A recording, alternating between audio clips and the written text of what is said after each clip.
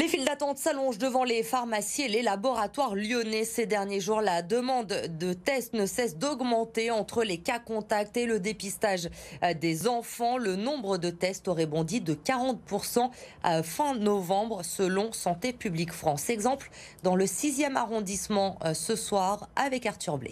Ce père de famille vient déposer le test salivaire de sa fille. C'est la deuxième fois en 5 jours qu'elle est considérée cas contact, car 2 camarades de classe ont contracté le Covid. Il s'agace de la situation.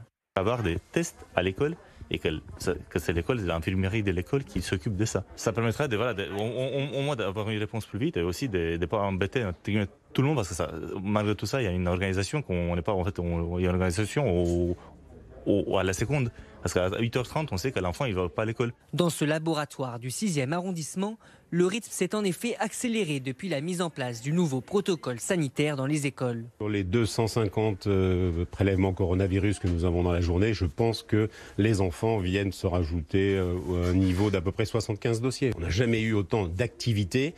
Et cette grosse activité arrive après presque 2 ans d'hyperactivité. Le laboratoire assure un délai de 24 heures pour donner le résultat du test. Mais face au temps d'attente pour se faire dépister qui s'allonge, les patients présents sont partagés sur la nécessité de tester tous les enfants. Faire des tests comme ça sur tous les enfants, c'est peut-être pas vraiment utile. Je pense qu'il faudrait mieux tester, effectivement, juger le rapprochement des enfants. Écoutez, moi je ne suis pas médecin, mais si c'est jugé nécessaire, il faut le faire. Il faut bien se dire que oui, il y aura certainement un peu d'attente, ça paraît inévitable. Les professionnels tapent sur une baisse du nombre de tests durant les vacances scolaires, avant peut-être un nouveau pic d'activité à la rentrée 2022.